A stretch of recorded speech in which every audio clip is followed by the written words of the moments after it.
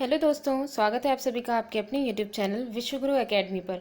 तो दोस्तों, हम लोग क्लास 7th की साइंस की एनसीईआरटी पढ़ रहे हैं। आज की इस वीडियो में हम लोग 10th चैप्टर जीवों में श्वसन, ठीक है, इसे हम लोग डिस्कस करेंगे, इसे पढ़ेंगे अच्छे से। तो आइए फिर आज की वीडियो स्टार्ट करते हैं। एक मिनट।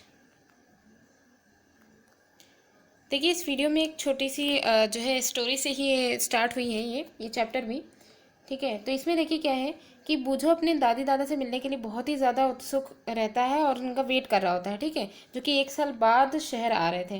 वह शीघ्र ही बहुत वो जल्दी से जल्दी बस स्टॉप पर पहुंचना चाहता है ताकि उनका वो स्वागत कर सके, इसलिए वो भागता हुआ वहाँ पहुँचता है और कुछ ही मिनट में वो बस स्टॉप पहुँच जाता है। उसकी सांस तेज़ी से चल रही होती है। उसकी दादी उससे पूछती हैं कि तुम हाफ क्यों रहे हो। बूझो ने बताया कि मैं घर से दौड़ता हुआ आया हूँ। तो उसे आश्चर्य हुआ कि दौड़ने के बाद सांस तेजी से क्यों चलने लगती है। ये प्रश्न उसके मस्तिष्क में घूमता रहा। बूझो के प्रश्न का उत्तर जानने से पहले, अगर हमें इसके जो है उत्तर जानना है, तो उससे पहले हम ये जान लें कि सांस जो है, श्वास, वो होती क्या है। तो सांस लेना श्वसन प्रक्रम का एक चरण है। अगर देखा जाए तो रेस्पिरेशन का ये जो ब्रीथिंग करना, ठीक है, वो एक क्या है, उसका एक स्टेप है, एक चरण है। तो अब हम श्वसन के बारे में पहले पढ़ लें, तभी हमें ये इनकी जो प्रॉब्लम है वो भी सॉल्व हो जाएगी। तो हमारी हेडिंग है हम श्वसन क्यों करते हैं। तो देखिए, अध्याय 2 में हमने ये पढ़ा था कि जितने भी जीव या सूक्ष्म इकाई, जितने भी जीव होते हैं वे एक सूक्ष्म इकाई से मिलकर के बने होते हैं, जिसे हम क्या कहते हैं, कोशिका कहते हैं, सेल, ठीक है, सेल से मिलकर के बने होते हैं। कोशिका जीव की सबसे छोटी और संरचनात्मक और क्रियात्मक इकाई होती है। कहने का मतलब ये है, ये सबसे छोटी होती है और इसी से ही सारी जितनी भी जटिल संरचनाएं होती हैं वो कोशिका से ही बनती हैं। क्रियात्मक इस वजह से होती है क्योंकि एक कोशिका के अंदर ही जितने भी ऑर्गेनल्स हैं वो सारे फंक्शन कर रहे होते हैं, इस वजह से ये क्रियात्मक भी हो जाएगी। जीव की प्रत्येक कोशिका पोषण, परिवहन, उत्सर्जन और जनन जैसे कुछ कार्यों को संपादित करने में कुछ ना कुछ भूमिका निभाती है। तो हमने कहा कि जो कोशिका है वो प्रत्येक कोशिका, हर जीव की हर एक कोशिका, क्योंकि कोशिकाओं का जटिल समूह ही तो मनुष्य का शरीर होता है, ठीक है, या जीव का, जंतु का शरीर होता है। तो उसकी हर एक कोशिका पोषण करती है, ठीक है, परिवहन करती है और उत्सर्जन करती है। यानी कि यहाँ पे जो है सिक्रीशन और उत्सर्जन और यहाँ तक कि यहाँ पे जनन, ये सारे जो कार्य हैं इनमें से कुछ ना कुछ ये जो है करती हैं, इनमें कुछ ना कुछ ये भूमिका निभाती हैं, जितनी भी सेल्स होती हैं। इन कार्यों को करने के लिए कोशिका को ऊर्जा की आवश्यकता होती है। अब जाहिर सी बात है, इतने सारे ये काम कर रही हैं तो इनको ऊर्जा की आवश्यकता होगी, एनर्जी की। यहाँ तक कि हमें खाना खाते और सोते पढ़ते समय भी ऊर्जा की आवश्यकता होती है। जब हम खाना खा रहे होते हैं या जो है पढ़ रहे होते हैं या फिर सो रहे होते हैं, तभी भी हमें ऊर्जा की आवश्यकता होती है। तो अब यहाँ क्वेश्चन ये है कि लेकिन ये ऊर्जा आती कहाँ से है। तो क्या आप बता सकते हैं कि आपके माता पिता आपको जो है सही समय पे भोजन करने के लिए क्यों कहते हैं। भोजन में संचित ऊर्जा श्वसन के समय, यहाँ पे जो क्वेश्चन है इसका आंसर यहाँ पे यही निकलता है कि भोजन, जो भी हम लोग खाना खाते हैं, जो भी हम लोग फूड लेते हैं, उसमें संचित ऊर्जा, जो कि हमने ये पढ़ा था पिछले अध्याय, मतलब क्लास 6 में भी हमने पढ़ा था और पिछले अध्याय जो थे उनमें भी हमने ये पढ़ा था कि जो प्लांट्स होते हैं, वो क्या करते हैं, भोजन बनाते हैं। भोजन कैसे बनाते हैं, वातावरण से वो कार्बन डाइऑक्साइड लेते हैं, जल लेते हैं, सूर्य की प्रकाश की ऊर्जा को अवशोषित करते हैं। तो यहाँ पे ऊर्जा को अवशोषित कर रहे हैं, उसके बाद जो हमारा जो भोजन होगा, जो कि जो है ग्लूकोज के रूप में ये बनाते हैं, ठीक है। तो यहाँ पे यही बात हुई कि जो ऊर्जा संचित हुई है भोजन में, उसी संचित ऊर्जा को श्वसन के समय वो क्या होती है, वो रिलीज हो जाती है और जितने भी हमारे शरीर के ऑर्गन्स होते हैं जहाँ जहाँ रिलीज होती है उनके द्वारा वो यूज़ कर ली जाती है। अतः सभी जीवों को भोजन से ऊर्जा प्राप्त होती है। तो यहाँ पे जितने भी जीव हैं सबको भोजन से ऊर्जा प्राप्त होती है। तो सभी जितने भी जीव हैं उनको भोजन से ऊर्जा प्राप्त करने के लिए श्वसन की आवश्यकता होती है। मतलब यहाँ पे ये कह सकते हैं कि जितने भी जीव हैं उनको अगर भोजन से ऊर्जा उन्हें प्राप्त करनी है तो उन्हें श्वसन करना पड़ेगा, उन्हें श्वसन की आवश्यकता होती है। क्योंकि श्वसन प्रक्रिया में क्या होगा कि रेस्पिरेशन में ये जो भोजन में संचित जो ऊर्जा है वो निर्मुक्त हो जाती है, वो रिलीज हो जाती है, ठीक है।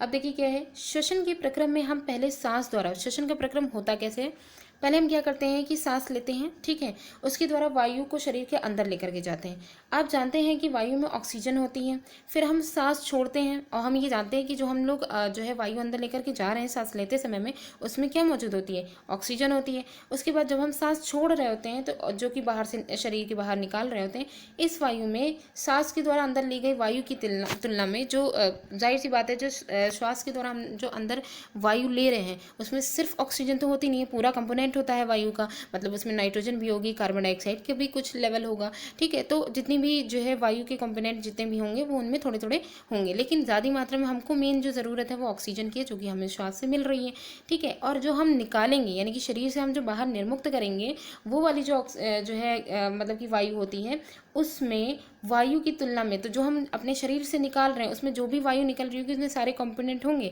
लेकिन वायु की तुलना में कार्बन डाइऑक्साइड की जो मात्रा है जो हम ले रहे थे जब इनहेल कर रहे थे उसकी मात्रा निकालते समय में अधिक होगी। तो ये कार्बन डाइऑक्साइड समृद्ध होती, कहने का मतलब है जो हम शरीर से जो वायु की मात्रा को बाहर वायुमंडल में छोड़ते हैं, ठीक है, वायु की मात्रा को बाहर निकालते हैं तो उसमें कार्बन डाइऑक्साइड की मात्रा जो है वो ज़्यादा होती है। हम जिस वायु को सांस द्वारा अंदर लेते हैं उसमें उपस्थित ऑक्सीजन शरीर के सभी भागों और अंततः प्रत्येक कोशिका में ले जाई जाती है। अब हमने जो हमने वायु अंदर की शरीर के अंदर ली, इनहेल की, ठीक है, उसमें ऑक्सीजन रहती है। ये जो ऑक्सीजन होती है वो शरीर के सभी जितने भी भाग होते हैं, यहाँ तक कि प्रत्येक हर एक कोशिका तक के उसको पहुँचाया जाता है उस ऑक्सीजन को, ठीक है। अब क्या होता है, ये जो ऑक्सीजन है कोशिकाओं में, ये ऑक्सीजन भोजन के विखंडन में सहायता करती है। ऑक्सीजन जब कोशिकाओं में पहुंचती है तो वहाँ मौजूद जो भोजन होगा उसको तोड़ने में, उसको ब्रेक करने में ये मदद करेगी। और कोशिका में भोजन के विखंडन के प्रक्रम में, अब जब विखंडन हो रहा है, चूँकि हमने ये देखा था कि कार्बन डाइऑक्साइड और जल के जुड़ने के लिए ऊर्जा की आवश्यकता हो रही थी, जब ये टूटेगा तो उसमें जो ऊर्जा उसमें निहित है वो निकलेगी भी। तो यहाँ पे यही है कि कोशिका में भोजन के विखंडन, जब भोजन टूट रहा होगा उसकी प्रक्रम में ऊर्जा मुक्त होती है, रिलीज होती है। इसे ही हम क्या कहते हैं, कोशिकीय श्वसन कहते हैं, सेलुलर रेस्पायरेशन इसे कहते हैं, ठीक है। सभी जीवों की कोशिकाओं में कोशिकीय श्वसन होता है, जितने भी जीव हैं उन सभी की कोशिकाओं में सेलुलर रेस्पायरेशन सभी में ही होता है। नेक्स्ट है, कोशिकाओं के अंदर भोजन यानी ग्लूकोज ऑक्सीजन का उपयोग करके कार्बन डाइऑक्साइड और जल में विखंडित हो जाता है। हमने अभी ये बताया था कि जब जो पादप हैं वो जब भोजन का निर्माण करते हैं तो क्या करते हैं, कार्बन डाइऑक्साइड और जल का, ठीक है, और सूर्य के प्रकाश की उपस्थिति में यानी कि उसकी ऊर्जा को अवशोषित करके ग्लूकोज और ऑक्सीजन का निर्माण करते हैं। तो ये रिएक्शन के द्वारा ये बनाते हैं, ठीक है।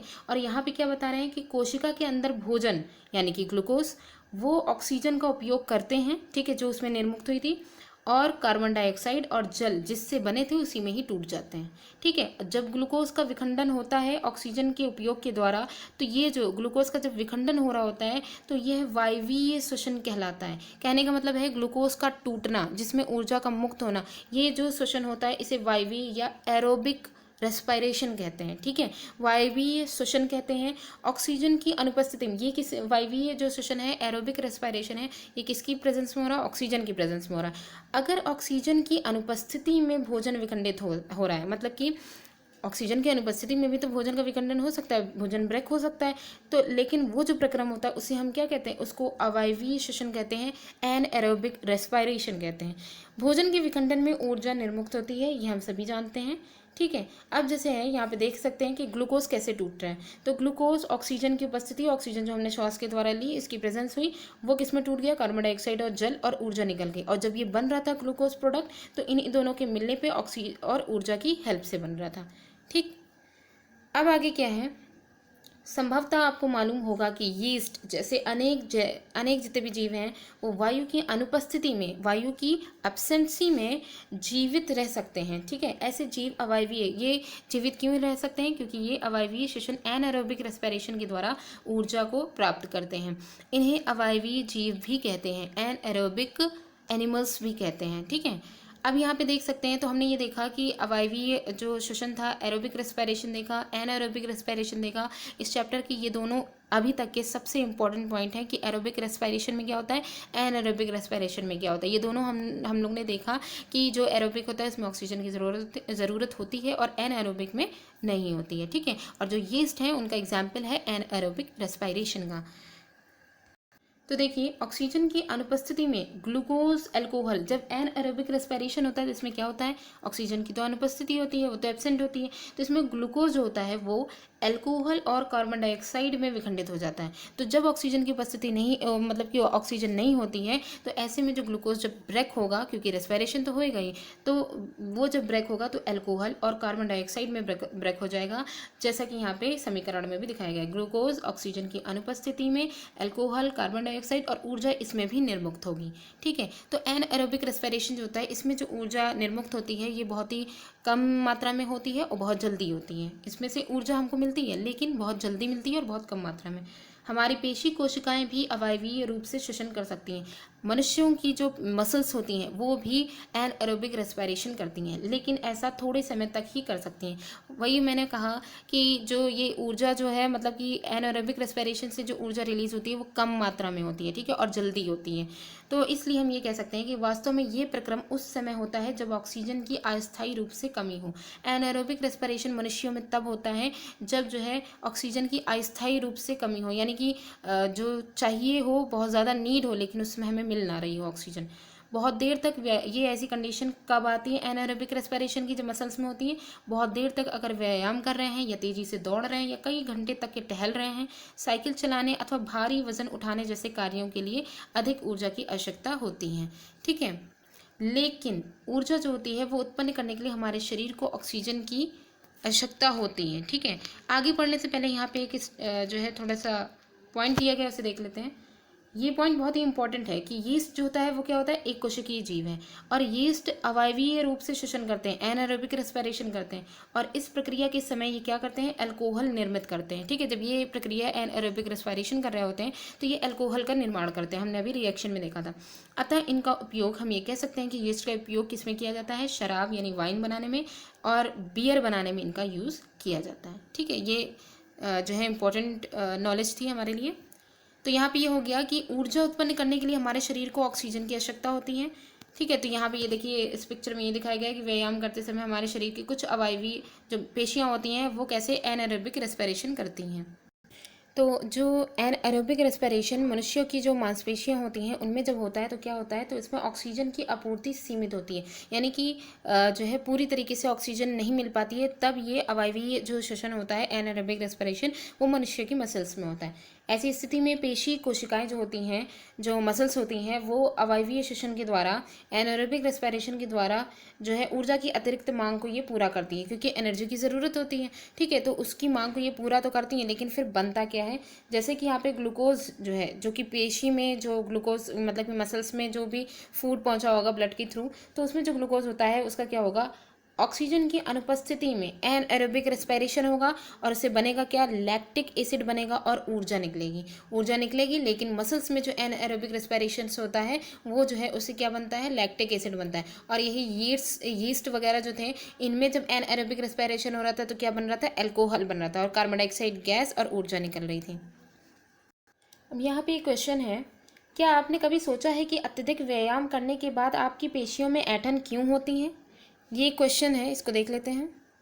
तो देखिए इस क्वेश्चन का जो आंसर है वो क्या है, ऐंठन तब होती है जब पेशियां अवायवीय रूप से श्वसन करती हैं। एनारोबिक रेस्पिरेशन जब मसल्स के द्वारा होता है तो इस प्रक्रम में ग्लूकोज के आंशिक विखंडन से, ग्लूकोज का पूरी तरीके से विखंडन तो हो नहीं पाता, आंशिक विखंडन होता है और लैक्टिक एसिड और कार्बन डाइऑक्साइड गैस बनती हैं। तो जब आंशिक विखंडन होता है ग्लूकोज का तो इसमें लैक्टिक अम्ल और जो है कार्बन डाइऑक्साइड गैस बनती हैं। ठीक है, लैक्टिक अम्ल का संचयन पेशियों में ऐंठन उत्पन्न करता है, मतलब कि ये जो लैक्टिक एसिड है उसका जो है स्टोर होने लग जाता है, ये जो है जो मसल्स होती हैं उनमें, और फिर वहाँ पे स्टोर होने की वजह से वो उनमें ऐंठन उत्पन्न करता है। तो इसको दूर करने के लिए हम क्या कर सकते हैं कि गर्म पानी से स्नान करने अथवा शरीर की मालिश करवाने पर हमें ऐंठन से आराम मिलता है। तो ये लाइन है कि जो है काफ़ी अच्छी भी लाइन है और इम्पॉर्टेंट भी है कि गर्म पानी से स्नान करने और जो है शरीर की मालिश करवाने पर हमें ऐंठन से जो है आराम मिलता है। तो इसमें दिया गया है क्वेश्चन है, क्या आप अनुमान लगा सकते हैं ऐसा क्यों होता है, यानी कि गर्म पानी डालने पर ये ऐंठन जो होती है वो कम क्यों हो जाती है। तो इसे देखते हैं, गर्म जल से स्नान अथवा शरीर की मालिश करने से, गर्म जल से स्नान करिए या फिर शरीर की मालिश करिए, उससे क्या होगा, रक्त का संचरण बढ़ जाएगा। ठीक है, रक्त संचरण जो है उसका ब्लड रेगुलेशन ये बढ़ जाएगा। इसके परिणाम स्वरूप पेशी कोशिकाओं को ऑक्सीजन की, जब ब्लड रेगुलेशन बढ़ेगा तो क्या होगा कि ऑक्सीजन जितनी तेज़ी से आएगा जाएगा तो ऑक्सीजन की मात्रा मिलती जाएगी। ठीक है, सॉरी, ब्लड जितनी तेज़ी से आया जाएगा तो उसका ब्लड का रेगुलेशन हो जाएगा। ठीक है, उसमें वो उसका जो है संचरण बढ़ जाएगा, तो इसके परिणाम स्वरूप पेशी कोशिकाओं को ऑक्सीजन की आपूर्ति जो है, जो कमी है वो पूरी हो जाएगी। और ऑक्सीजन की आपूर्ति जैसे ही बढ़ेगी, लैक्टिक एसिड और का जो है कार्बन डाइऑक्साइड और जल में पूर्ण विखंडन हो जाएगा। मतलब कहने का है कि जैसे ही जो है ऑक्सीजन की आपूर्ति होगी, जैसे ही इसकी जो है आपूर्ति बढ़ेगी, वैसे ही क्या होगा, लैक्टिक एसिड कंप्लीट तरीके से कार्बन डाइऑक्साइड और जल में विखंडित हो जाएगा। ठीक है, तो इस वजह से जो है फिर वो ऐंठन जो थी वो दूर हो जाएगी और आराम मिलेगा। नेक्स्ट हेडिंग हमारी है श्वसन। अब देखिए तो मेन इंपॉर्टेंट यहाँ से स्टार्ट होता है, ऊपर भी काफ़ी सारी चीज़ें थी इंपॉर्टेंट। इसी श्वसन को पढ़ने से पहले हम काफ़ी एक क्रियाकलाप के द्वारा इसे देखेंगे। इसमें चेतावनी दी गई, इसे देख लेते हैं। इस क्रियाकलाप को हमें शिक्षक और शिक्षिका की उपस्थिति में ही करना है। यहाँ पे जो भी क्रियाकलाप यहाँ पे दिया गया है, इसमें हमें करना क्या है, हमें अपने नथुनों यानी कि नाक और मुंह को कसकर बंद कर देना है। ठीक है, तो हमारे जो नॉस्ट्रिल्स हैं, इन नाक के जो छेद होते हैं वो, और मुख को कस के बंद कर लेना है। और घड़ी की ओर देखिए, आप कितनी देर तक के इन दोनों को बंद रख पाएँ। कुछ समय बाद आपने क्या महसूस किया, आप उस समय को नोट कीजिए जब आपने अपनी सांस को रोके रखा। मतलब कि उस समय को, उस टाइमिंग को हमें नोट करना है जब हमने अपने जो नॉस्ट्रल्स हैं उन्हें बंद किया था और अपने मुंह को भी बंद किया था, ताकि हम अपनी सांस को रोक सकें। ठीक है, देखिए यहाँ पे ये दिखाया गया है किस तरीके से नॉस्ट्रिल्स को बंद करना है, सांस को रोकना है। बूझो के पास एक जो है क्वेश्चन है। बूझो ने नोट किया कि जब कुछ देर तक सांस रोके रखने के बाद उसने सांस छोड़ी तो उसे तेज सांस लेनी पड़ी।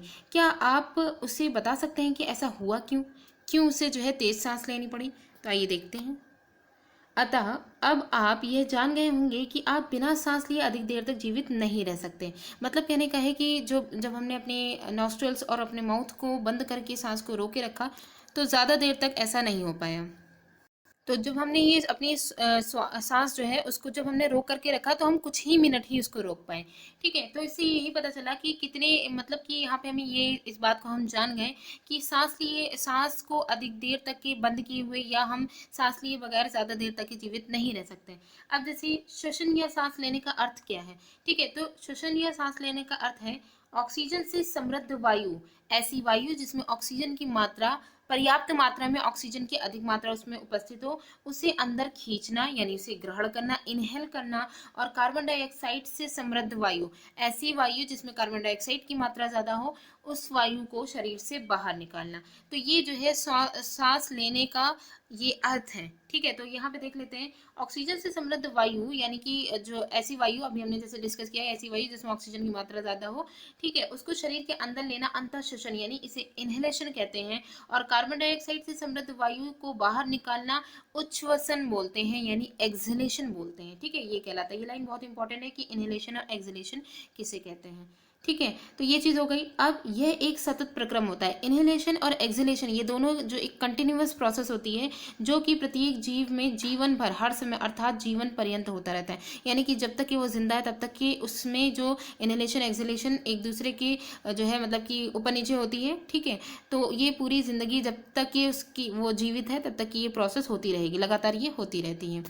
आगे देखिए, जैसे कोई व्यक्ति 1 मिनट में जितनी बार वो श्वसन करता है, जितनी बार वो इनहेल करता है, जितनी बार वो एक्सहेल करता है, वही उसकी श्वसन दर या फिर रेस्पिरेटरी रेट कहलाती है।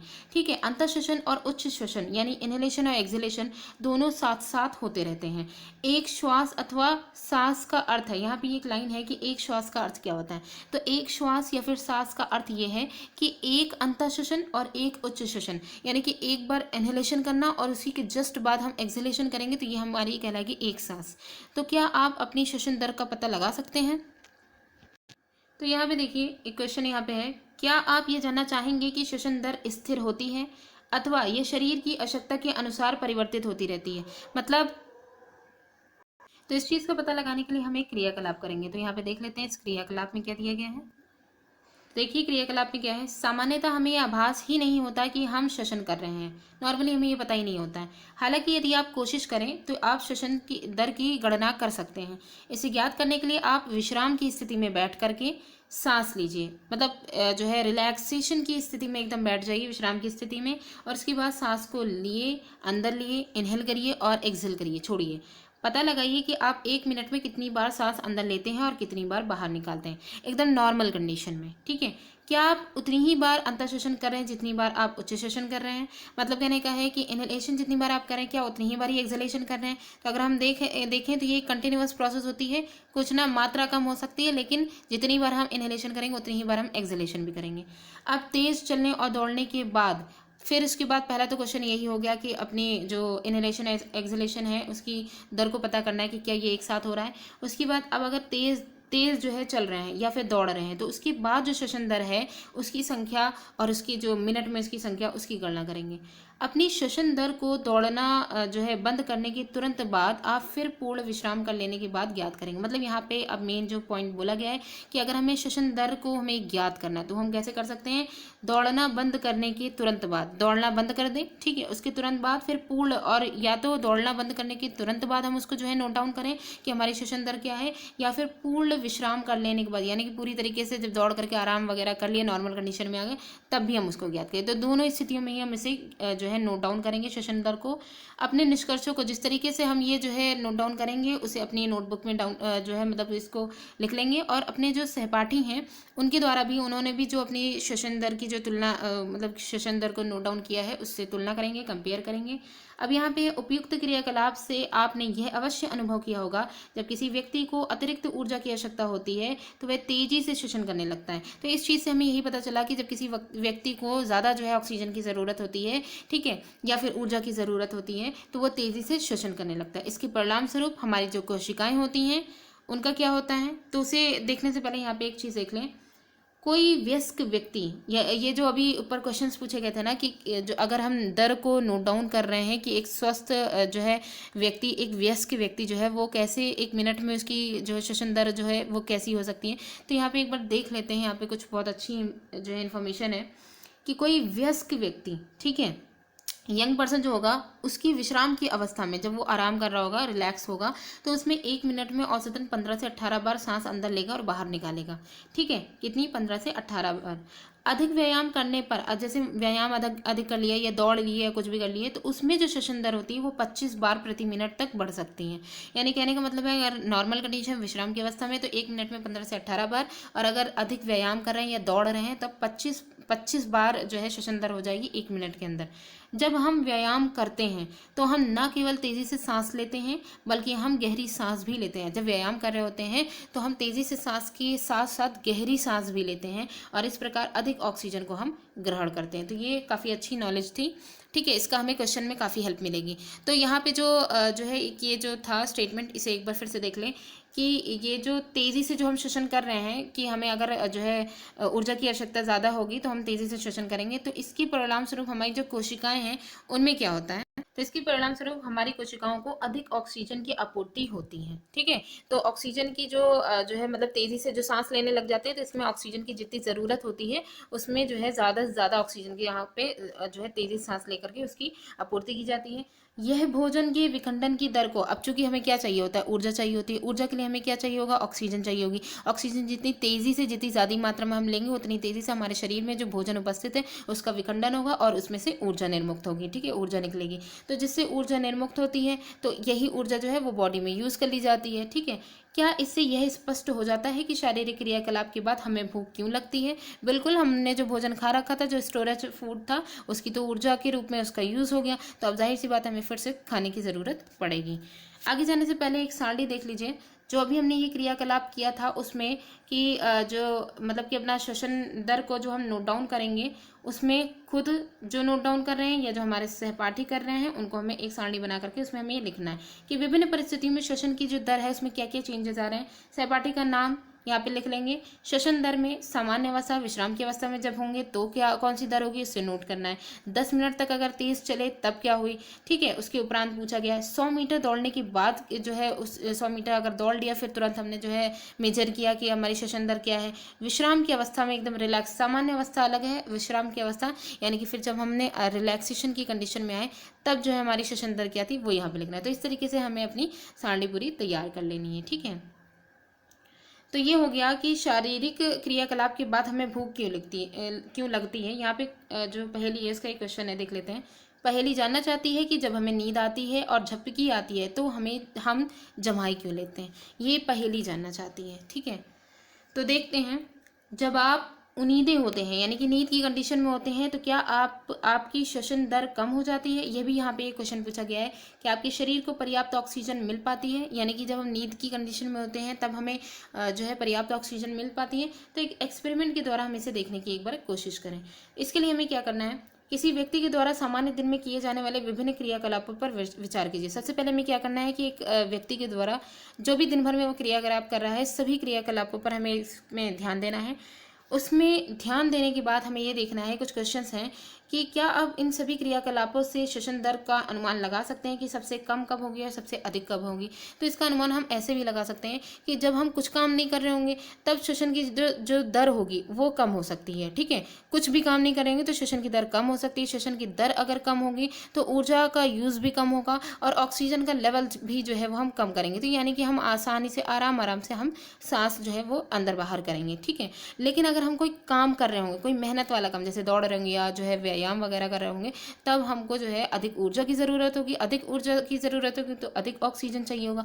अधिक ऑक्सीजन चाहिए होगा तो हम ज़्यादा से ज़्यादा श्वसन करेंगे, तो हमारी श्वसन दर जो होगी वो बढ़ जाएगी। तो यहाँ पे यही है कि ये जो सभी क्रियाकलाप हैं उनकी श्वसन दर किस में बढ़ सकती है। तो यहाँ पे आगे जो है एक चित्र दिया गया है, उसमें से देख करके हमें ये बताना है। तो ये देखिए यहाँ पे ये चित्र है कि ये कपड़े धो रही हैं, सो रहे हैं, नॉर्मल चल रहे हैं, ठीक है, पढ़ रहे हैं। हालांकि ऊर्जा की ज़रूरत सभी में ही है, लेकिन हमें इन्हीं के आधार पर, ये दौड़ रही हैं, ये चढ़ रहे हैं, ये मतलब कि यहाँ मजदूर का दिखाया गया है। ठीक है, तो इसी के आधार पर हमें ये जो है अनुमान लगा लेना है कि किस में श्वसन दर जो है ज़्यादा होगी और किस में कम होगी। नेक्स्ट सेटिंग हमारी है कि हम श्वास कैसे लेते हैं, सांस जो हम ले रहे हैं वो कैसे लेते हैं। तो अब हमें इसे देखना है। आइए अब हम श्वसन की क्रियाविधि को जानें जो मेन हमारे लिए है। सामान्यतः हम अपने नथनों यानी कि जो हमारे जो नॉस्ट्रिल्स हैं, नासाद्वार, ठीक है, उससे हम वायु अंदर लेते हैं। नॉस्ट्रिल से ही तो हम अंदर लेंगे। जब हम वायु को अंतःश्वसन इनहेलेशन के द्वारा अंदर लेते हैं तो हमारे नथनों से नासा गुहा में चली जाती है। तो ये जो वायु होती है वो क्या होती है, हमारे नॉस्ट्रिल से कहाँ चली जाती है, नेसल कैविटी में, नाक के अंदर जो कैविटी होती है उसमें चली जाती है। अब ये जो नेसल कैविटी होती है यानी नासा गुहा से वायु कहाँ जाएगी, श्वसन नली से, श्वास नली से होकर के हमारे फेफड़ों में जाएगी। यानी कि जो फेरिंग्स है वहाँ से होते हुए हमारे कहाँ जाएगी, लंग्स के अंदर जाएगी। तो ये एक सिंपल सा ये एक जो है पाथवे है किसका, जो रेस्पिरेशन है उसका, कि जो हम बाहर से हवा या वायु जो भी ले रहे हैं, इनहेल कर रहे हैं, वो नॉस्ट्रल यानी नथनों से होते हुए, नासा गुहा नेसल कैविटी से होते हुए जो है कहाँ जाएगी, श्वास नली फेरिंग्स तक के जाएगी। ठीक है, फेरिंग्स से होते हुए ये लंग्स में चली जाएगी। तो अब ये जो लंग्स यानी कि जो फेफड़े हैं वो वक्ष गुहा यानी कि थोरेक्स कैविटी जो है उसमें स्थित, तो वक्ष गुहा जो है उसमें, ये चित्र देख लीजिए क्या है, ये होती है ग्रसनी। ठीक है, जिसे ग्रसनी यहाँ पे दी गई है, फेरिंग्स जो हमने बोला, श्वास नली यहाँ पे दिया गया है। ठीक है, तो श्वास नली जो है वो यहाँ पे हो जाएगी ट्रैकिया, और ये जो ग्रसनी है वो फेरिंग्स हो जाएगी। जो नेसल कैविटी के बाद ये जो बकल कैविटी के अंदर जो स्पेस होता है नहीं श्वास वाला, वो हमारी ग्रसनी कहलाएगी, तो वो फेरिंग्स हो गई। ठीक है, और ये जो है श्वास नली जो हो जाएगी वो हमारी ट्रैकिया हो जाएगी, श्वास नली यहाँ पे दिखाई गई है जो। इसके बाद फिर लंग्स आ जाएगा, फेफड़े। ठीक है, उसके बाद है पसलियाँ, यहाँ पे ये पूरी रिब्स दी गई हैं जो इसको जो है सेफ रखने का काम कर रही हैं, ये फेफड़े दिए गए हैं। यहाँ पे मुख गुहा दी गई है, वही बकल कैविटी, और ये नसा गुहा होती है, ये वाला जो स्पेस ये जो होता है ये नेसल कैविटी होती है। तो ये पूरा स्ट्रक्चर दिखा दिया गया था कि कैसे मानव का जो श्वसन तंत्र होता है वो कैसा होता है। अब हम लोग जो डिस्कस कर रहे थे उस पर आ जाते हैं वापस। तो देखिए कि जो फेफड़े होते हैं, ठीक है, वो हमारी किस में पाई जाती हैं, थोरेसिक कैविटी, वक्ष गुहा जो होती है उसके अंदर वो होते हैं। अब ये जो वक्ष गुहा यानी थोरेसिक कैविटी जो होती है उसकी पार्श्व में पसलियों से घिरी रहती है। वक्ष गुहा जो होती है थोरेसिक कैविटी जो अभी हमने देखी, ठीक है, वो साइड में किससे सेफ रहती हैं, पसलियों से होती हैं, रिब्स से वो घिरी रहती हैं। एक बड़ी पेशीय परत जो कि एक पेशी मसल्स की बनी हुई एक परत होती है जो कि डायफ्राम या मध्यपट कहलाती है। ठीक है, वो वक्ष गुहा को आधार प्रदान करती है। यहाँ पे एक बार देख लेते हैं कि ये जो डायफ्राम होता है वो क्या होता है। तो ये जो है ये क्या है, डायफ्राम है। ठीक है, तो ये जो है मसल्स का बना हुआ ये डायफ्राम होता है। ये क्या करती है, ये वक्ष गुहा को आधार बेस प्रदान करने का काम करती है। फिर है श्वसन में जो डायफ्राम है, अब जो यहाँ पे मेन है उसके ये वाले लाइन से स्टार्ट होएगा। श्वसन में जो डायफ्राम है और पसलियों से बने जो पिंजर है, पसलियों का जो पूरा पिंजड़ा बना दिया गया है उसमें सम्मिलित, मतलब श्वसन में डायफ्राम और पसलियों से बने पिंजर की गति जो होती है वो सम्मिलित होती है। अगर जब श्वसन की प्रक्रिया होगी तो यहाँ पे जो डायफ्राम और जो पसलियों का जो मूवमेंट है यही सबसे इंपॉर्टेंट होगा, यही बताएगा कि श्वसन हो रहा है तो कैसे क्या हो रहा है। ठीक है, तो आइए देखते हैं कि श्वसन करते समय में जो इनहेलेशन एक्सहेलेशन होता है उसमें होता क्या है। तो जब अंतर श्वसन करेंगे, इनहेलेशन करेंगे, जो वायु की मात्रा है जिसमें ऑक्सीजन है उसको हम अंदर लेंगे बॉडी के अंदर, तो उस समय क्या होगा, पसलियाँ, ये लाइन बहुत ही ज़्यादा इंपॉर्टेंट है कि जब जो है ये एक्सहेलेशन या इनहेलेशन की प्रोसेस होती है तो इसमें जो पसलियों और जो डायफ्राम का जो वर्क होता है वो क्या होता है, ठीक है। तो ये अलग अलग तरीके से क्वेश्चंस भी पूछे जाते हैं। तो देखिए, अंतर श्वसन के समय पसलियां ऊपर और बाहर की ओर गति करती हैं। ये जो रिब्स होती हैं, जब अंतर श्वसन इनहेलेशन होता है, सांस अंदर लेते हैं, तो क्या होता है, पसलियां ऊपर की ओर हो जाती हैं और बाहर की तरफ मूवमेंट करती हैं, और जो डायफ्राम होता है वो नीचे की तरफ हो जाता है, ठीक है। डायफ्राम नीचे होता है, पसलियां और उनकी जो मूवमेंट होता है वो ऊपर की तरफ हो जाता है। और ऐसे में क्या होता है, ये जो गति होती है वो वक्ष गुहा, ये जो थोरेसिक कैविटी है, उसकी आयतन को बढ़ा देती है। जब हम सांस लेंगे, इसे हम करके भी देख सकते हैं, जब हम इनहेलेशन करेंगे तो क्या होगा कि पसलियां ऊपर की तरफ उठ जाएंगी और बाहर की तरफ निकल जाएंगी, तो जिसकी वजह से वक्ष गुहा का जो आयतन होता है वो बढ़ जाएगा, सीने का आयतन, चेस्ट का, ठीक है। और वायु जो है वो फेफड़ों में आ जाती है, उस कंडीशन में वायु जो है वो फेफड़ों के अंदर आ जाती है, फेफड़े वायु से भर जाते हैं। और फिर जब उच्च श्वसन की जो है उच्छ्वसन की जब कंडीशन आती है, एक्सहेलेशन की कंडीशन आती है, उसके समय में पसलियां नीचे की तरफ और अंदर की तरफ हो जाती हैं, और जबकि जो डायफ्राम होता है वो ऊपर की ओर उठ जाता है, ठीक है। अपनी पूर्व स्थिति में वो डायफ्राम जो होता है वो अपनी पूर्व स्थिति में आ जाता है। तो इससे वक्ष गुहा का जो आयतन होता है, यानी थोरेसिक कैविटी का आयतन, वो कम हो जाता है। इस कारण वायु फेफड़ों से बाहर ढकेल दी जाती है, ठीक है। तो हमने यही देखा कि जब इनहेलेशन हुआ तो पसलियां ऊपर की ओर उठी और बाहर की तरफ चली गई और डायफ्राम नीचे चला गया, ठीक। और दोनों का मूवमेंट देखना है। और जब एक्सहेलेशन की प्रोसेस हुई तो पसलियां जो है वो नीचे की तरफ हो गई और अंदर हो गई, ठीक है। और डायफ्राम जहाँ पे था वहाँ वापस आ गया, ठीक है, अपनी ऊपर वाली जो कंडीशन जहाँ पे था नॉर्मली वहाँ पे ही वापस आ गया। और ऐसी कंडीशन में जो है थोरेसिक कैविटी का जो शेप होता है, उसका आयतन होता है वो कम हो जाता है और वायु बाहर की तरफ ढकेल दी जाती है। आगे देखने से पहले एक बार हम ये देख लें कि यहाँ पे जो इंस्ट्रक्शंस दिए गए हैं, जब हम सांस लेते हैं तो जो है जो कण हमारे आसपास आते हैं उनसे हमें क्या हानि हो सकती है। जैसे हमारे आसपास की वायु में अनेक प्रकार के अवांछित कण जो है हमारे लिए फायदेमंद नहीं है, उनमें जैसे धूम्र हो जाएगा, धुआं हो जाएगा, धूल, परागकण आदि, ये सब होते हैं, ठीक है। तो ये क्या होते हैं, ये होते हैं जब हम सांस लेते हैं तो इससे हमें क्या हानि मिलती है। जब हम सांस लेते हैं, ठीक है, तो अंतर श्वसन इनहेलेशन करते समय ये कण हमारी नासा गुहा, नेसल कैविटी से में उपस्थित जो रोम होते हैं, जो हमने देखा होगा नेसल कैविटी में बाल होते हैं, ठीक है, इन्हीं रोम में ये फंस जाते हैं। यद्यपि कभी कभी ऐसा होता है कि नासा गुहा के ये पार चले जाते हैं, ठीक है, इसके मतलब कि कभी कभी ऐसा होता है ये जो पार्टिकल्स होते हैं वो नासा गुहा के अंदर चले जाते हैं, और ऐसी कंडीशन में क्या होता है कि तब ये जो गुहा होती है वो कोमल परत को उत्तेजित कर देते हैं। मतलब कि ये जो पार्टिकल्स है जैसे ये अंदर जाते हैं और नेसल कैविटी की जो सॉफ्ट लेयर होती है, कोमल परत होती है, उसको ये एक्साइटेड कर देते, उत्तेजित कर देते, जिसके परिणाम स्वरूप हमें छींक आती है, ठीक है। और छींकने से ये जो अवांछित कण होते हैं वो वायु में बाहर निकल जाते हैं। इस प्रकार केवल सिर्फ और सिर्फ स्वच्छ वायु जो है वही हमारे शरीर में प्रवेश करती है। सावधानी की बातें बस यहाँ पे इतनी बोली गई हैं कि जब आप छींकें तो अपनी नाक को ढक लें, तो जिससे कि आपके द्वारा बाहर निकले जो अवांछित कण हैं, ठीक है, वो अन्य व्यक्तियों के द्वारा अंतर श्वसन के समय में वो ग्रहण न कर लिए जाए। मतलब हमारी नाक से जो निकले वो दूसरे के द्वारा ग्रहण न कर लिए जाए। तो यहाँ पे ये सावधानी दी गई है कि हम अपने जो है नाक को ढके रहें, ठीक है। अब यहाँ पे दो स्ट्रक्चर हैं जो इनहेलेशन और एक्सहेलेशन को दिखाने का काम कर रहे हैं, तो देख लेते हैं एक बार। देखिए यहाँ पे अंतर श्वसन दिखा रहा है, तो अभी हमने जो डिस्कस किया था उसको यहाँ पे देखेंगे तो अच्छे से क्लियर हो जाएगा। अंतर श्वसन में हमने क्या डिस्कस किया था, जब वायु अंदर ली जाती है, यहाँ से इनहेल की जा रही है, जब ये इनहेल की जाती है तो ये जो डायफ्राम है, ठीक है, ये डायफ्राम क्या होता है कि नॉर्मल कंडीशन डायफ्राम नीचे की ओर गति कर रहा है, ये डायफ्राम यहाँ पे है, ये नीचे की तरफ मूवमेंट करेगा, ठीक है। और जो पसलियाँ होंगी वो बाहर की ऊपर उठ करके बाहर की तरफ मूवमेंट होंगी, जिससे कि चेस्ट का जो शेप है वो बढ़ जाएगा। अब यहाँ पे जो नेक्स्ट है एक्सहेलेशन, इसमें क्या होता है, वायु जब बाहर जा रही होगी, ठीक है, शेप भी आप देख सकते हैं, इसमें चौड़ा हो गया है चेस्ट और यहाँ पे पतला हो जाएगा। तो जब वायु बाहर जा रही होगी तो डायफ्राम अपनी पहली वाली जो स्थिति है वहाँ पे ये चला जाएगा, पूर्व स्थिति, यानी ऊपर उठ जाएगा, ठीक है। तो डायफ्राम अपनी पूर्व स्थिति में आ जाता है और पसलियाँ जो होती हैं वो अंदर की ओर आ जाती हैं। पसलियाँ जो होंगी वो किधर आ जाएंगी, अंदर की ओर गति करेंगी, अंदर की तरफ गति करेंगी, जिससे कि चेस्ट का जो शेप होता है वो कैसा हो जाता है, कम हो जाता है। तो इसका जो है शेप भी कम हो जाता है। तो ये चीज़ हमारी एक्सहेलेशन इनहेलेशन दोनों की ये प्रोसेस कंप्लीट हो जाती है। अब आगे देख लेते हैं। नेक्स्ट क्या है कि आपने शरीर में मतलब अपने शरीर में हम इन गतियों को आसानी से अनुभव, जब हम ये करें तो हम इसे आसानी से इसको अनुभव भी कर सकते हैं। एक गहरी सांस लीजिए और अपनी हथेली को उदर पर रखिए, यानी अपने चेस्ट पर रख करके इसको चेक करिए और इसकी गति का अनुभव करिए, ठीक है। उसके बाद है धूम्रपान, यहाँ पे एक स्टेटमेंट दिया गया है जो हम सब के लिए बहुत ज़रूरी है कि धूम्रपान फेफड़ों को क्षति पहुंचाता है। ठीक है, जो स्मोकिंग की जाती है उससे लंग्स जो है बहुत ही उनका नुकसान होता है। और धूम्रपान कैंसर से भी संबद्ध है, मतलब कि जो यहाँ पे जो स्मोकिंग की जाती है उससे लंग कैंसर होने का भी खतरा रहता है, इससे अवश्य बचना चाहिए। यहाँ पे एक जो है चेतावनी दी गई है। आगे है, यह जान लेने के बाद कि श्वसन के दौरान वक्ष गुहा थोरेसिक कैविटी के अमाप में उसका जो शेप है उसमें परिवर्तन होते हैं।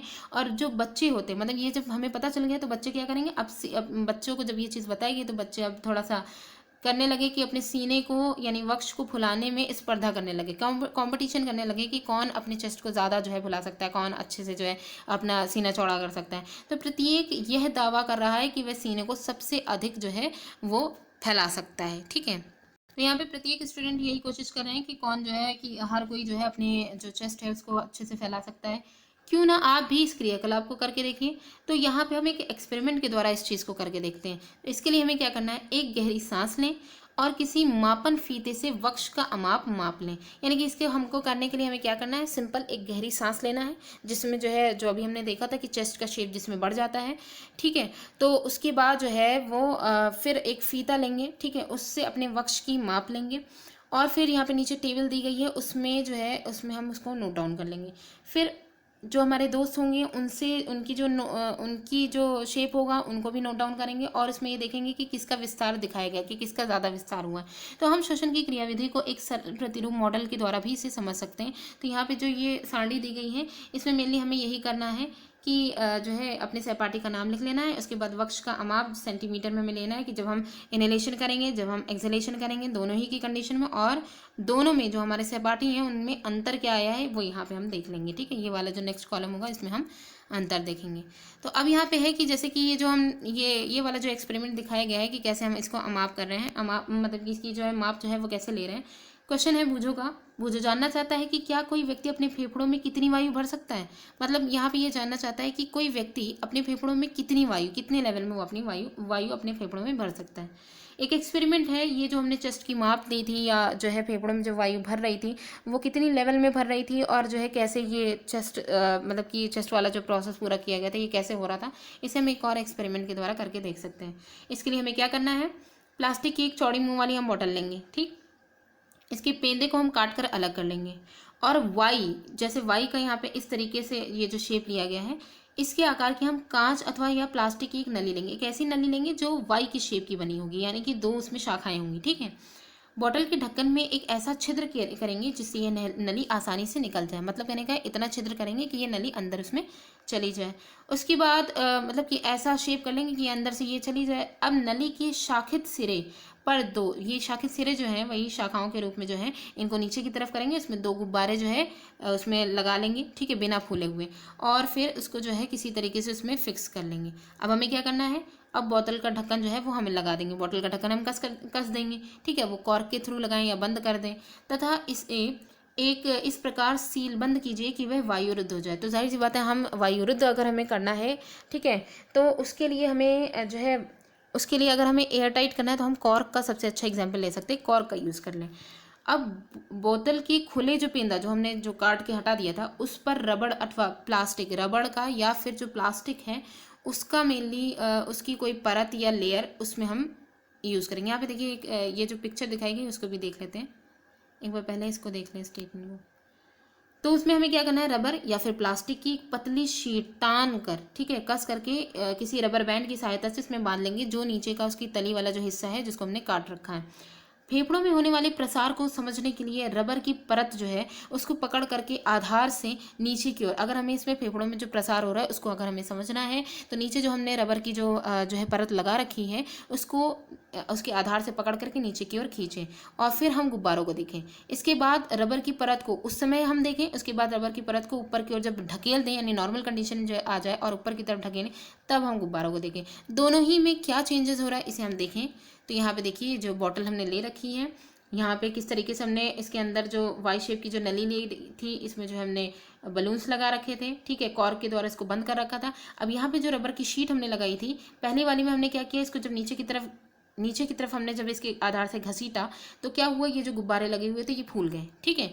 और फिर दूसरी वाली कंडीशन में हमने इसको छोड़ करके बल्कि अंदर की तरफ हमने प्रेशर डाला, तो जो है ये दोनों ही जो लंग्स के वो दिए गए हैं, यहाँ पे गुब्बारे जो दिए हैं वो दोनों ही क्या हो जा रहे हैं, पिचक जा रहे हैं, मतलब कि उनसे गैस निकल गई है, ठीक है।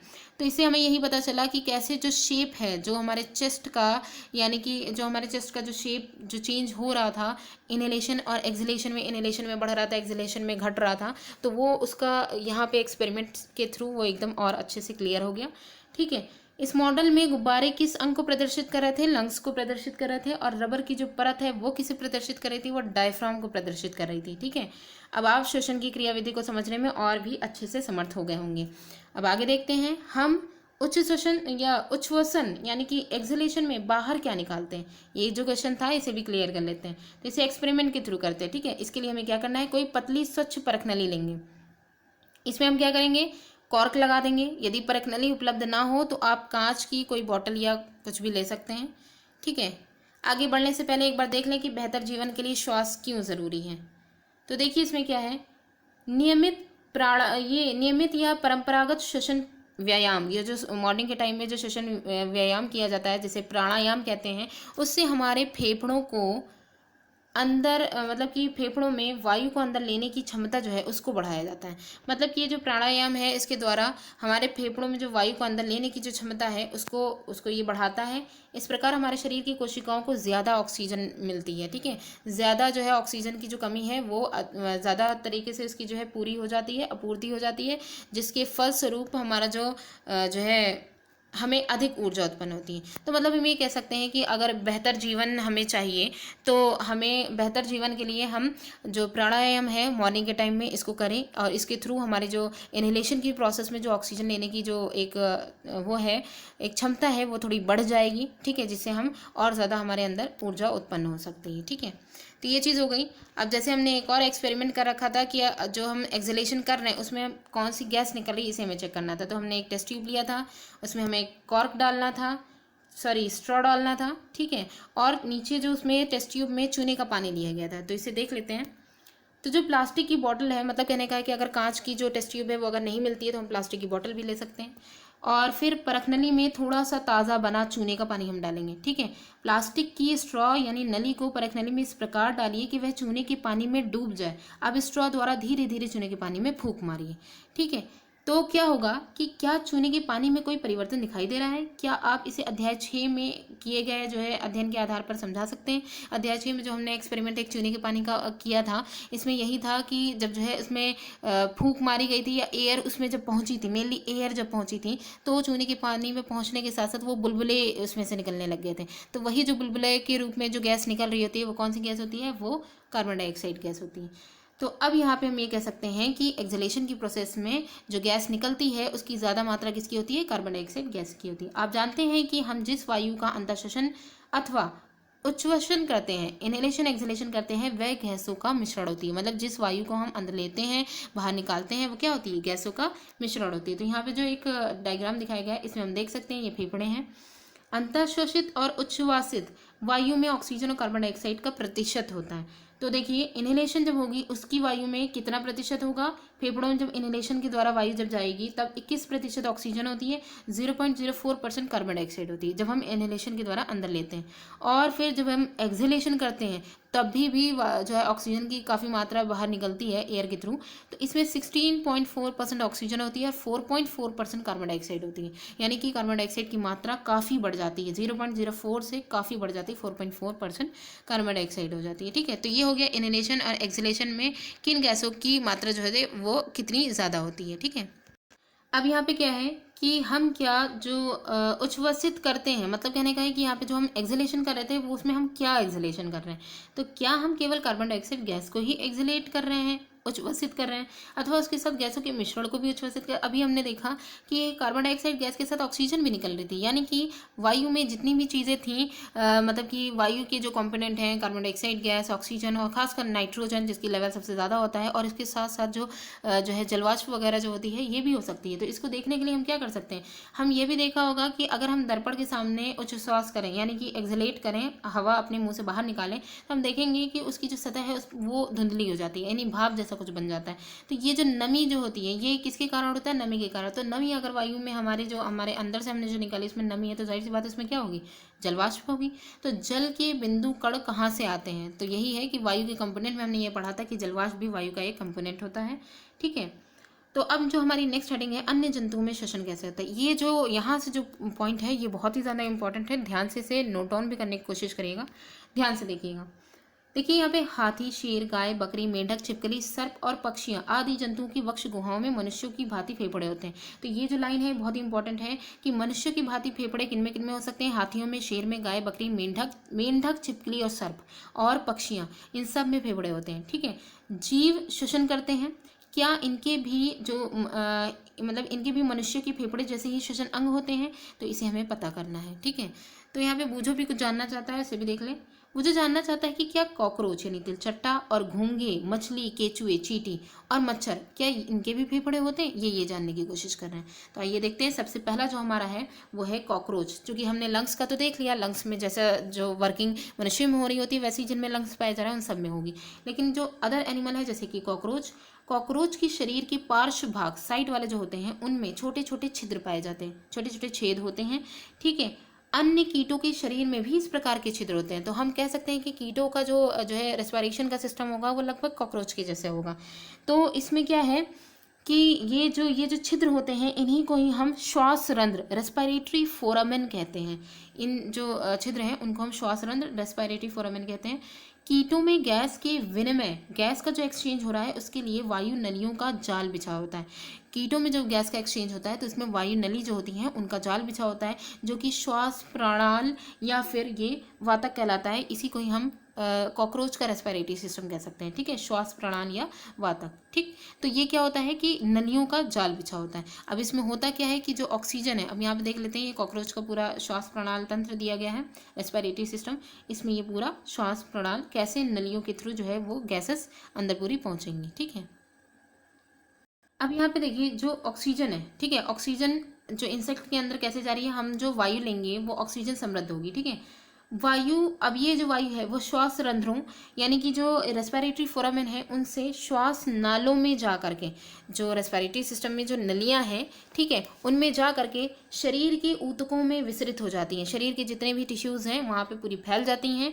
ठीक है, और शरीर की प्रत्येक कोशिका में ये पहुँचती हैं। इसी प्रकार कोशिकाओं से कार्बन डाइऑक्साइड गैस श्वास नालों से, यही जो नलियाँ जो उसमें हैं पाइप्स, उनमें आती हैं और श्वास रंध्रों से बाहर निकल जाती हैं। यही जो रेस्पिरेटरी फोरामेन्स हैं उनके थ्रू जिस तरीके से अंदर गई हैं उसी तरीके से ये बाहर निकल भी जाती हैं। तो श्वास नाल अथवा श्वास प्रणाल, मतलब हम ये कह सकते हैं कि जो रेस्पिरेटरी फोरामेन है और या यूं कहें कि रेस्पिरेटरी सिस्टम जो है वो केवल कीटों में ही पाया जाता है। यानी कि जितने, ये लाइन जो है ये बहुत ही इंपॉर्टेंट है कि जितने भी इंसेक्ट हैं उन सब में श्वास प्रणाल जो है, रेस्पिरेटरी सिस्टम श्वास प्रणाल के तौर पर हम ये कह सकते हैं वो सिर्फ कीटों में ही पाया जाता है, जिसमें नलियों का वाला पूरा सिस्टम होता है, यानी लंग्स नहीं पाए जाते हैं।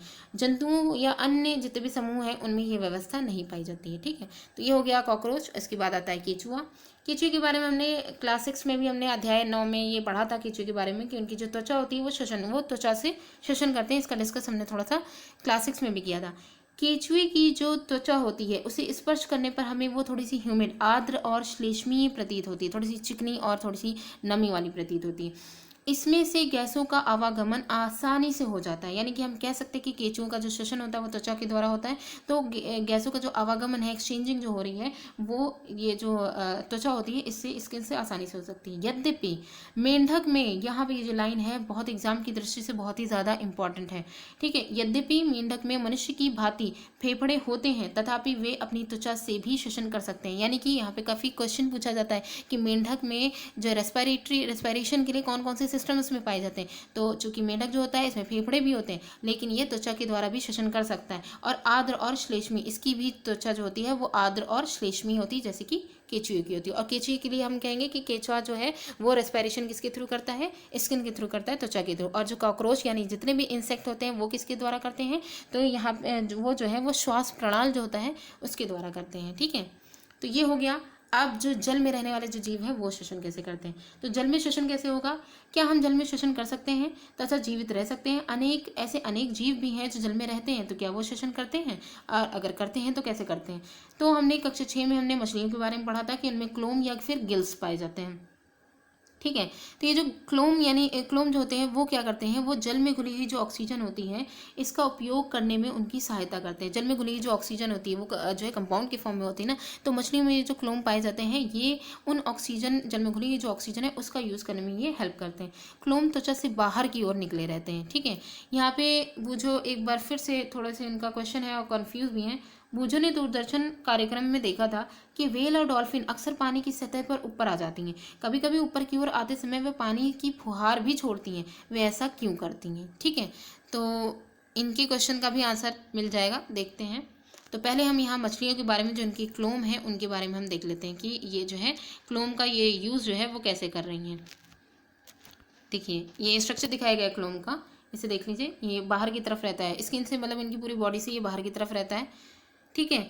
तो आप ये सोच रहे होंगे कि क्लोम किस प्रकार श्वास में सहायता करता है, तो क्लोम में रक्तवाहिनियां उपस्थित होती हैं, इनकी संख्या अधिक होती है जो गैस विनिमय में सहायता करती है। रक्तवाहिनियां या क्लोम्स जो होते हैं उनमें पाई जाती हैं, इनकी संख्या बहुत अधिक होती है, जिनके द्वारा गैसेस एक्सचेंजर जो होते हैं वो यहाँ पे हो जाता है। अभी इनका जो क्वेश्चन पूछा गया था कि डॉल्फिन और व्हेल्स जो होती हैं वो श्वास लेने के लिए वो पानी की सतह पर बार बार क्यों आती हैं, क्योंकि क्या होता है कि जो है डॉल्फिन्स, और इनके बारे में हम लोगों ने डिस्कस भी किया था क्लास 6 में, तो डॉल्फिन्स और जो व्हेल होती हैं इनमें गलफड़े नहीं होते हैं, ठीक है, इनमें क्लोम्स तो पाए नहीं जाते हैं, तो इनमें जो ऑक्सीजन की जो कमी इनमें हो रही होती है इसको पूरा करने के लिए ये जो है समुद्र से समय समय पर ये बाहर आती रहती हैं, और इनके जो है मतलब कि सर की तरफ, ऊपर की तरफ एक छिद्र होता है जिससे जो है ये अनावश्यक पानी को भी बाहर निकालती हैं, और उसी के द्वारा ही जो एयर की जो ऑक्सीजन होती है उसको डायरेक्ट ये इनहेल करती हैं, ठीक है।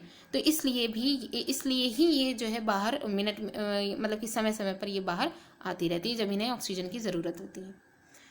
आगे देखते हैं, क्या पादप भी श्वसन करते हैं, तो देखिए अन्य जीवों की भांति पादप भी जीवित रहने के लिए श्वसन करते हैं। जैसे कि आपने क्लास 6 में पढ़ा था, ये वायु से ऑक्सीजन अंदर लेते हैं, वायु से ऑक्सीजन को अंदर लेते हैं और कार्बन डाइऑक्साइड को निर्मल करते हैं, जैसे कि मनुष्य करते हैं, ऑक्सीजन को लेते हैं श्वसन के दौरान, कार्बन डाइऑक्साइड को जो है रिलीज करते हैं। उसी तरीके से प्लांट जो होते हैं ये भी ऐसे ही करते हैं।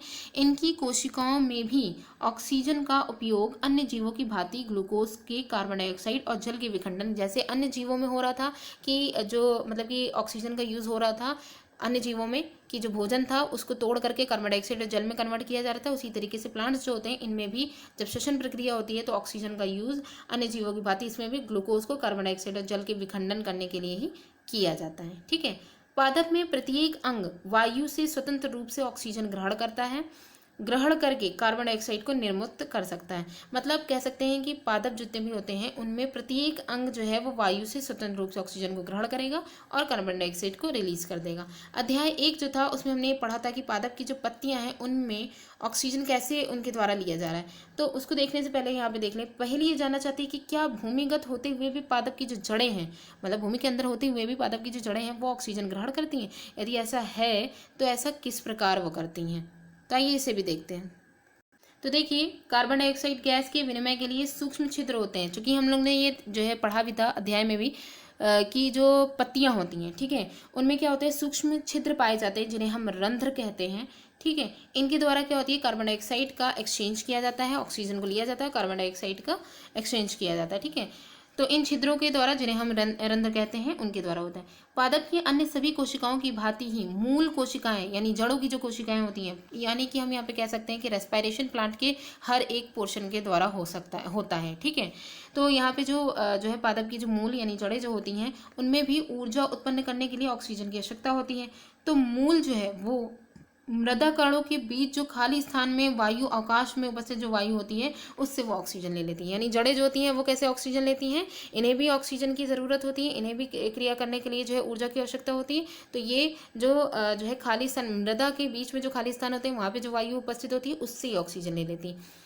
तो अब आप क्या अनुमान लगा सकते हैं कि यदि किसी गमले में पौधे में बहुत अधिक पानी अगर डाल दिया जाए तो क्या होगा, तो वो पौधा जल्दी ही खराब हो जाता है, क्योंकि उसकी जो जड़ें होती हैं जड़ें सड़ जाती हैं कह सकते हैं, क्योंकि जड़ों को पर्याप्त ऑक्सीजन नहीं मिल पाती है। वो क्या मिट्टी के बीच में जो स्पेस होता है उससे उपस्थित उसमें जो एयर होती है उसी से वो जो है लेती हैं ऑक्सीजन को, लेकिन अगर उसमें पानी भर जाएगा, पानी ज़्यादा भर लेंगे तो स्पेस तो बचेगा नहीं, तो पानी भर जाएगा तो उनको ऑक्सीजन नहीं मिलेगी। तो जाहिर सी बात है ऑक्सीजन अगर श्वसन नहीं कर रहे हैं तो फिर क्या होगा, वो मर ही जाएगा जो प्लांट है। ठीक है, अब मेन है इस अध्याय में आपने ये पढ़ा कि श्वसन एक महत्वपूर्ण जैविक प्रक्रम है। सभी जीवों को अपनी उत्तरजीविता यानी जीवित रहने के लिए, यानी कि उनको सर्वाइव करने के लिए जो है आवश्यक ऊर्जा को प्राप्त करने के लिए श्वसन की आवश्यकता होती है। कह सकते हैं कि जितने भी जीव हैं, जितनी भी जीवित चीज़ें हैं, उन सब को अपनी आपको सर्वाइव करने के लिए ऊर्जा की आवश्यकता होती है और ऊर्जा के लिए उन्हें श्वसन करना ज़रूरी होता है। तो यहाँ पे जो मूल वाला जो स्ट्रक्चर दिया गया था कि मृदा में जो वायु है वो कैसे अवशोषित होती है, उसे भी देख सकते हैं।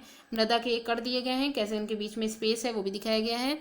मूल रूम जड़ों का जो मूल रूम होते हैं उनको दिखाया गया है। और वायु अवकाश, तो यहाँ पे जो स्पेस है वो वायु अवकाश है, इसी के थ्रू ये लोग जो है वो श्वसन करते हैं। जो रूट होती है प्लांट की रूट, वो श्वसन करती है। अब यहाँ पे इसके क्वेश्चन, अभ्यास के क्वेश्चन आंसर भी करके देख लेते हैं। पहला क्वेश्चन है, कोई धावक दौड़ समाप्त होने पर सामान्य से अधिक तेजी से गहरी सांसें क्यों लेता है? क्योंकि हमें पता है कि भाई दौड़ कर रहे हैं, अगर कोई धावक अगर दौड़ कर रहा है तो उसकी जो पेशी मसल्स की जो कोशिकाएं हैं उनको अधिक ऊर्जा प्रदान करनी होती है। तो चूंकि दौड़ लगाने पर की पेशियां जो है वो मसल्स जो है वो अधिक काम कर रही हैं, ऐसा करने के लिए वह सामान्य से अधिक तेजी से जो है वो गहरी सांसें लेगा ताकि उसको और ऑक्सीजन मिले, ऑक्सीजन के द्वारा जो है वो भोजन का विखंडन हो और ऊर्जा उसको प्राप्त हो। ठीक है, इसी वजह से जो है वो जो है तेजी से और गहरी सांसें लेता है। नेक्स्ट क्वेश्चन है, वायवीय और अवायवीय श्वसन के बीच में समानताएं और अंतर बताइए। हमने देखा था एरोबिक और एनएरोबिक रेस्पिरेशन, इन दोनों में। तो एरोबिक रेस्पिरेशन जो था उसमें समानता यही थी कि दोनों में ही भोजन का विखंडन हो रहा था, विखंडन तो दोनों में ही हो रहा था, लेकिन प्रोडक्ट क्या बन रहे थे ये हम मेन है। तो जो एरोबिक रेस्पिरेशन यानी कि वायवीय जो रेस्पिरेशन था इसमें ऑक्सीजन की प्रेजेंस थी, और जो अवायवीय था एनारोबिक, इसमें ऑक्सीजन की एब्सेंस थी। और जो इसमें एरोबिक जो होता है इसमें कार्बन डाइऑक्साइड और वाटर जो कंपोनेंट बनते हैं, कंप्लीट पूरा जो है विखंडन होता है। एनारोबिक रेस्पिरेशन में जो है कार्बन डाइऑक्साइड निकलती है, इसके अलावा कंप्लीट पहले तो इसमें जो है विखंडन नहीं होता है, लैक्टिक एसिड भी बनता है, और अलग अलग में जैसे मनुष्य में लैक्टिक एसिड और जो है यीस्ट वगैरह जो होते हैं उनमें अल्कोहल बनता है। और फिर इसमें जो ऊर्जा जो होती है, जो एरोबिक रेस्पिरेशन होती है उसमें ऊर्जा उत्पन्न होने में समय लगता है लेकिन अधिक मात्रा में ऊर्जा उत्पन्न होती है। एनारोबिक रेस्पिरेशन में ऊर्जा उत्पन्न जल्दी हो जाती है लेकिन कम मात्रा में होती है। जो एरोबिक रेस्पिरेशन होता है वो पौधे और जंतुओं में होता है, एनारोबिक रेस्पिरेशन बैक्टीरिया या पेशी कोशिकाएं जो होती हैं उनमें होता है, सूक्ष्म जीव जो होते हैं उनमें होता है। यहाँ पे ये दिया गया है, जब हम अत्यधिक धूल भरी हुई वायु में सांस लेते हैं तो हम छींक क्यों आ जाती है। तो हमने ये पढ़ा भी था कि जो अवांछनीय जो कण है, जब वो जो रोम जो हमारे जो है नेसल कैविटी में जो बाल पाए जा रहे हैं उनसे भी अंदर निकल जाते हैं, तो वहाँ पे जो सॉफ्ट जो लेयर होती है नेसल कैविटी की उसमें उसको वो एक्साइटेड उत्तेजित कर देते हैं और तभी ये छींक आ जाती है। ठीक है, जिससे कि ये जो है अवांछनीय कण है वो वायुमंडल में वापस चले जाते हैं। फोर्थ क्वेश्चन जो है उसमें है 3 परखनलियाँ ली गई हैं जिसमें प्रत्येक में 3/4 भाग से जल भर दिया गया है। ए बी सी चिन्हित कर दिया गया है। परख नली में एक में घोंघा रखा है और बी वाली में कोई जलीय पादप रखा है, सी वाली में घोंघा और पादप दोनों को रखा है। किस परख नली में कार्बन डाइऑक्साइड की सांद्रता सबसे अधिक होगी? तो देखिए पहले वाले में तो खाली एनिमल है, एनिमल क्या करेगा, रेस्पिरेशन करेगा, ऑक्सीजन लेगा और कार्बन डाइऑक्साइड निकालेगा, तो पहले वाले में कार्बन डाइऑक्साइड की सांद्रता सबसे अधिक होगी। बी वाला जो है इसमें जलीय पादप है, इसमें ऑक्सीजन की जो है सांद्रता सबसे अधिक होगी, क्योंकि जो है पादप जो रेस्पिरेशन के साथ साथ ये भोजन भी निर्माण कर रहा है, तो भोजन का निर्माण में वो ज़्यादा ऑक्सीजन निकालेगा।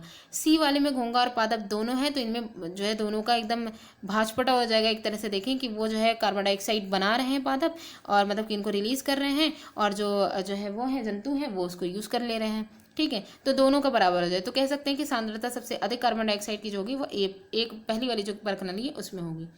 नेक्स्ट क्वेश्चन है क्वेश्चन नंबर 5 में, इसमें है तिलचट्टों की शरीर में वायु प्रवेश करती है किसके द्वारा? तिलचट्टों की शरीर में जो वायु प्रवेश करती है वो हमने देखा था कि श्वास रंध्र जो होते हैं इनके द्वारा प्रवेश करती है।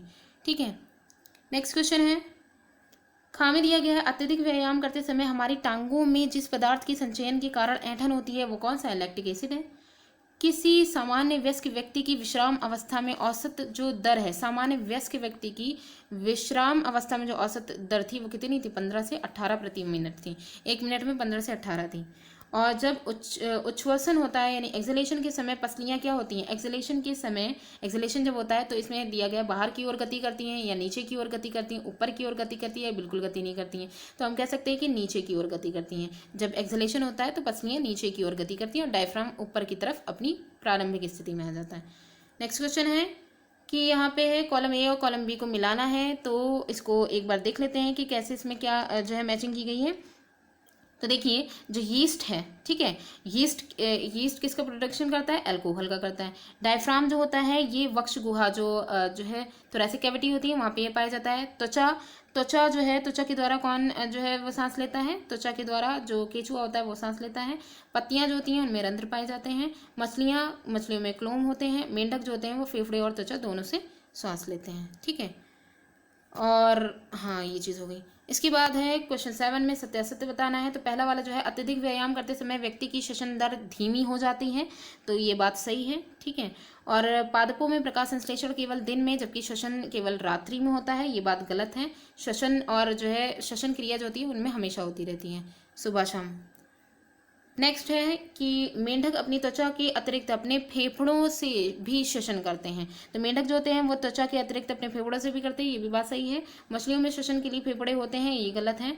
गिल्स होते हैं उनमें। अंतः श्वसन इनहेलेशन के समय वक्ष गुहा थोरैसिक कैविटी जो होती है उसका आयतन बढ़ जाता है, ये बात सही है, ठीक है।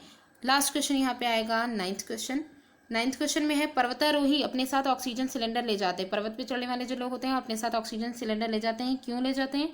क्योंकि वहाँ उपलब्ध वायु की मात्रा भूतल पर उपलब्ध वायु की मात्रा से कम होती है। पर्वत पर वायु का लेवल जो होता है वो कम होता जाता है, इस वजह से वो अपने साथ ऑक्सीजन सिलेंडर ले जाते हैं। तो आज की वीडियो हमारी यहीं पे ही एंड होती है, ठीक है। नेक्स्ट वीडियो में हम लोग नेक्स्ट चैप्टर के साथ मिलेंगे। Thanks for watching.